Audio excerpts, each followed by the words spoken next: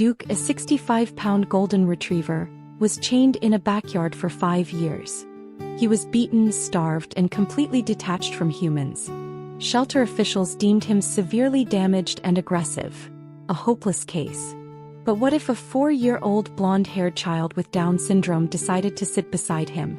This is Duke's story. And this is Oliver's story. The story of the little boy who saw something in a broken dog that no one else could see. 6 months ago, Animal Control picked up Duke from a property in rural Georgia. Neighbors had been complaining about constant barking. The scene the officers found deeply disturbed them. Duke was emaciated, covered in scars, and had lost much of his fur. The chain tied to the tree was rusty and so short that the dog could barely stretch. There was no food, no water, no shelter. Just a forgotten dog. For at least 5 years. The owner had said the dog was very aggressive. So they chained him up and forgot about him. Duke arrived at the Riverside Animal Shelter completely withdrawn. He wouldn't eat or drink. When someone tried to approach him, he would retreat to a corner, growl, bare his teeth, and tremble. "This is fear-induced aggression," said shelter veterinarian Dr. Sarah Chin. 5 years of abuse. I don't know if he'll ever recover.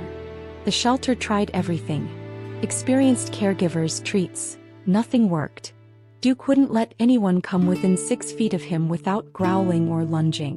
After 3 weeks, the shelter director made the difficult decision. We have to consider euthanasia.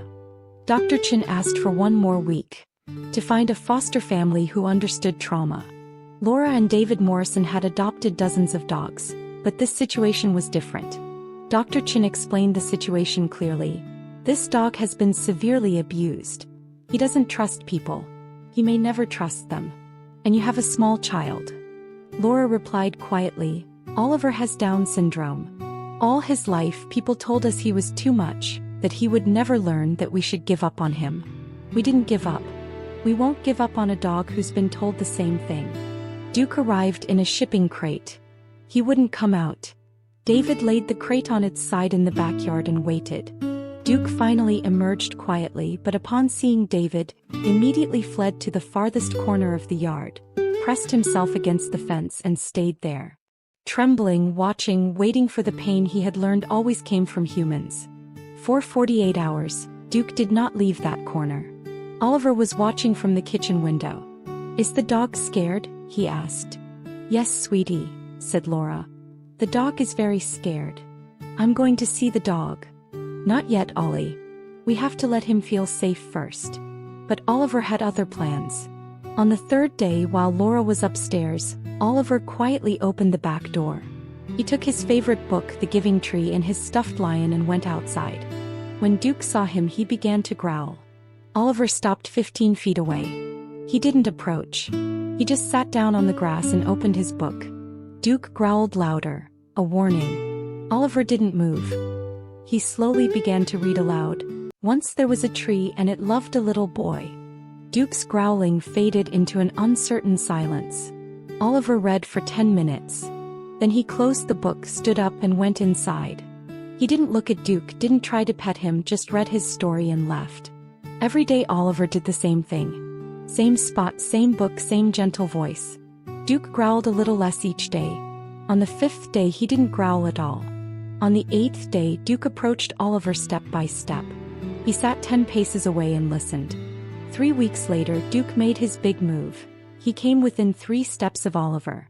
Oliver, without looking up, slowly extended his hand, palm up. He was only offering. Duke's nose twitched. He approached and touched Oliver's palm with his nose. Just for a second, then he pulled back. Oliver smiled. Good dog. 2 days later, Duke allowed Oliver to touch his head. 3 days later, he lay down beside him. A week later, he laid his head in Oliver's lap. 6 months later, Duke Morrison is in his 2nd year living with his family.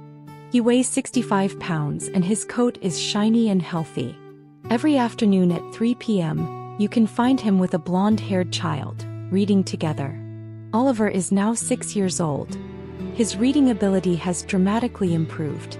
The speech therapist says that practicing reading has helped Duke's language development more than anything else. But beyond that, Oliver learned that broken things can be fixed. He learned that patience is important, that love never gives up. Duke, meanwhile, has learned that not all people cause harm. He has learned that some save, that some have blonde hair and big hearts. That they see you not for what you've been through, but for who you can be. Sometimes we think the most damaged are beyond saving. But sometimes they just need someone who refuses to give up. Someone to sit with a book and show them that the world can be kind.